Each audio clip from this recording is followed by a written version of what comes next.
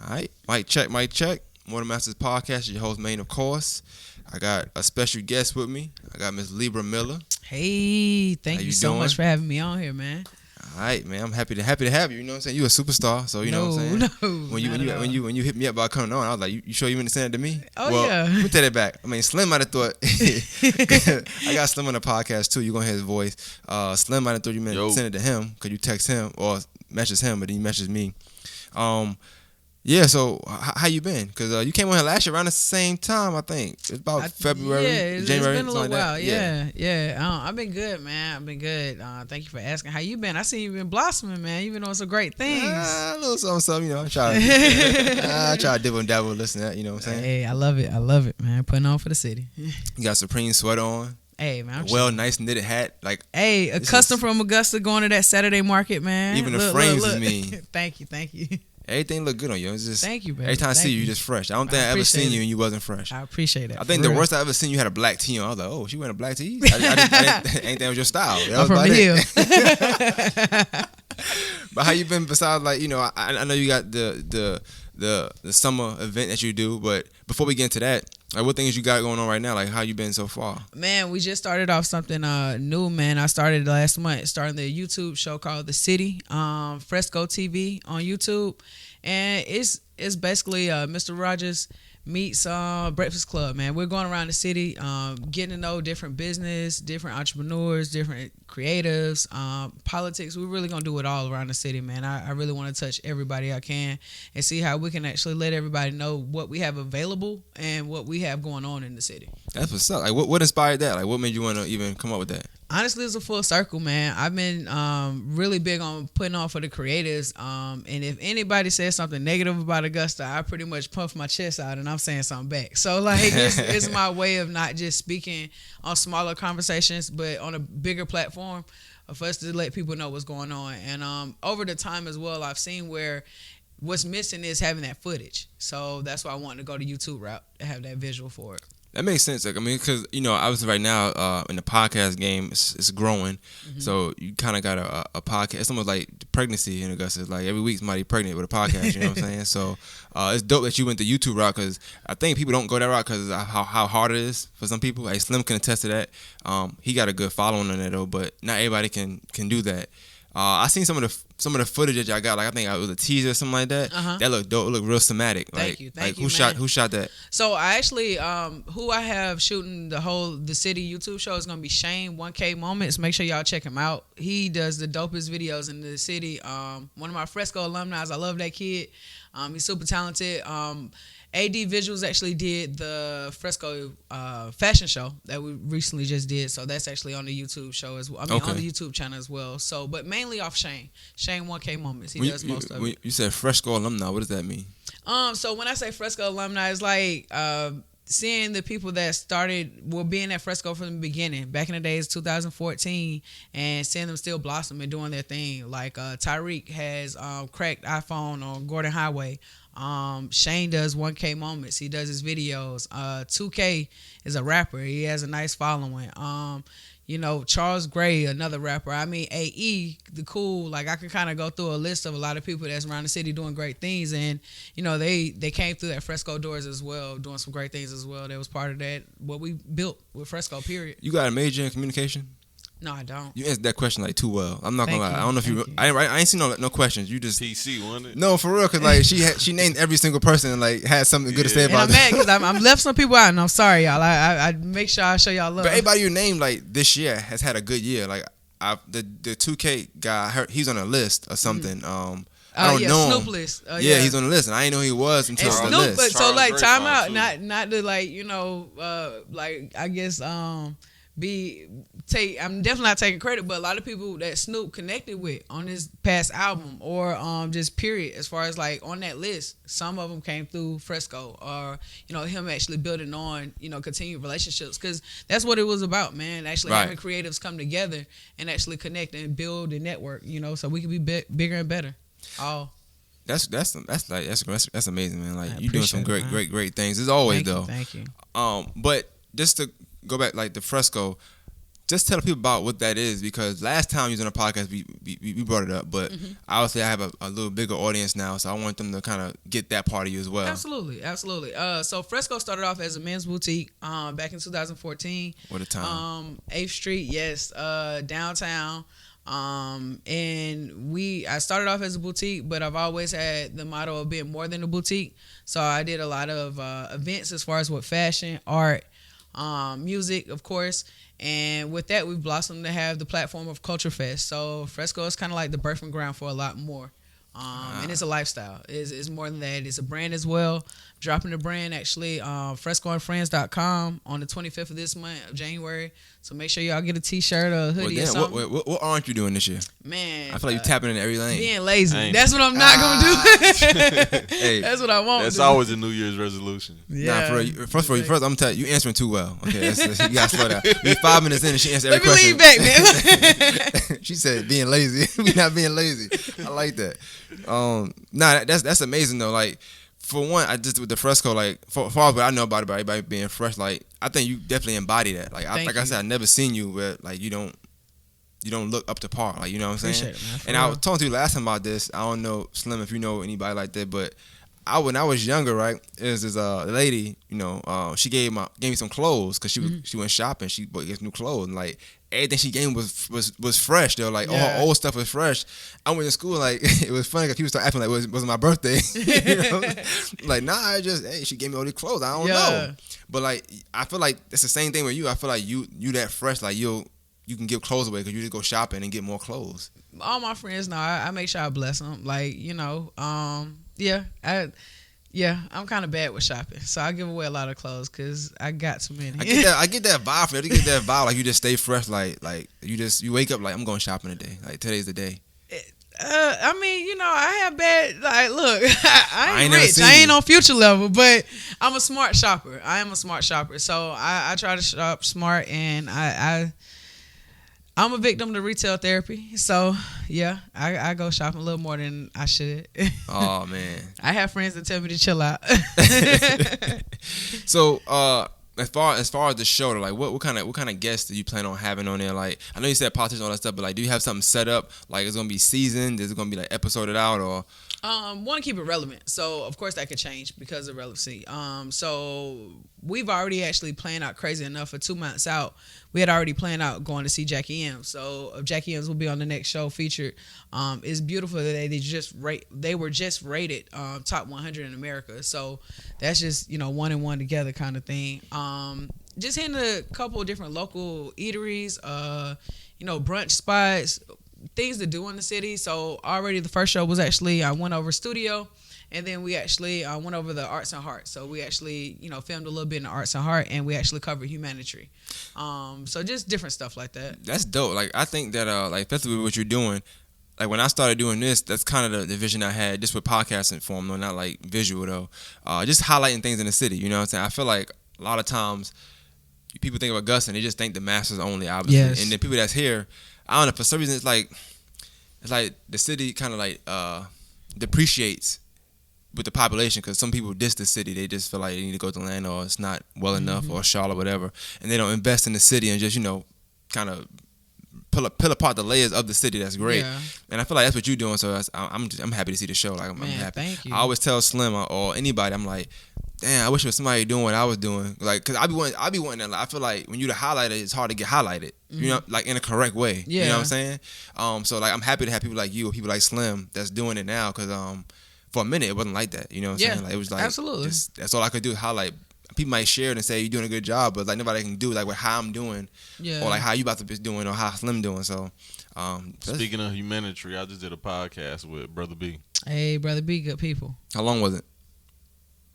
I think like an hour and a half, 2 hours. Okay. Yeah, he some deep conversations. Just before I got here, I got it mixed down. So to give you something deeper, Brother B is the reason I opened up Fresco next to him. So Fresco and Humanitary was right next to each other on 8th Street, originally before they moved across the street.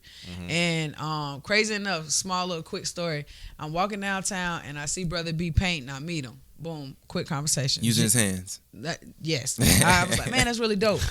So later on, I'm walking downtown with his chick on some date, and I see him again. Quick conversation. Boom.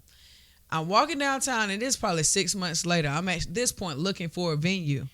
Bump into him again, and he's just so happy. He hadn't opened up Humanitary yet. He just so happened to be outside of Humanitary.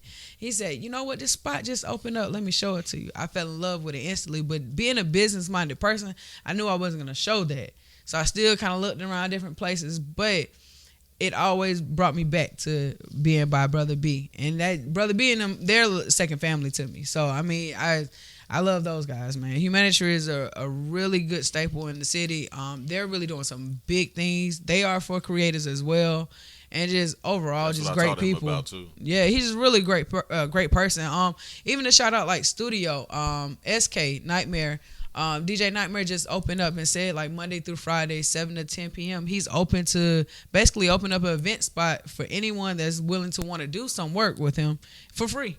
And That's just, amazing. so it's just a lot of people are, wanting to do stuff for the city. But I think also one thing is, I think we glorify certain things and try to make certain things cool, but we got to make helping each other and supporting each other cool.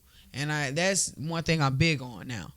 So like for the last couple of years, it's like that's what I would like showcase, shine a light on more. Right. It's like us networking and connecting and pushing each other up and pulling each other up versus that kind of division and dividing. That's dope. You mentioned, I don't want to skip past that. You mentioned that the restaurant that was just named Top 100. Jackie M's. Jackie yes. M. Tell me about that a little bit. Jackie M's actually ran. I know what from, it is. Yeah. I've been there before. Yeah. But what happened? I don't Well, see a lot of cars out there. So basically they ranked top 100 in America.